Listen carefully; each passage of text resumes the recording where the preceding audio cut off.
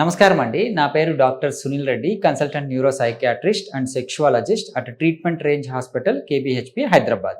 So నా దగ్గరికి erectile dysfunction, అంగస్తంభన problem, ఈ పురుషాంగము స్తంభించడంలో ఇబ్బంది పడుతున్నారు అనేటి వాళ్ళు వస్తూ ఉంటారండి. సో నేను ముఖ్యంగా చెప్పదలసింది ఏంటంటే, ఈ ఎరెక్టైల్ డిస్ఫంక్షన్ అనేది ఒక డిసీజ్ కాదు, డిజార్డర్ కాదు. ఇది టెంపరీగా వాళ్ళలో వచ్చే మార్పు, ఒక ఎమోషనల్ ఇంబ్యాలెన్స్.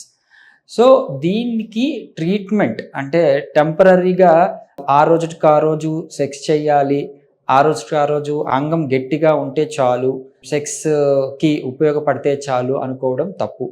ఇది రెగ్యులర్గా మనం ఎలాగైతే ఆకలి నిద్ర ఉంటుందో సెక్షువల్ యాక్ట్ కూడా అంత నార్మల్గా డైలీ యాక్టివిటీస్లో ఒక భాగంగా ఉండాలి.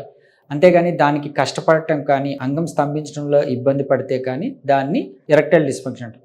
సో ఈ ఎరెక్టైల్ డిస్ఫంక్షన్ని టెంపరవరీ రిలీఫ్ కోసం మనం మందులు వాడుతూ ఉంటారు, ఈ వయాగ్రా లాంటి మెడికేషన్స్.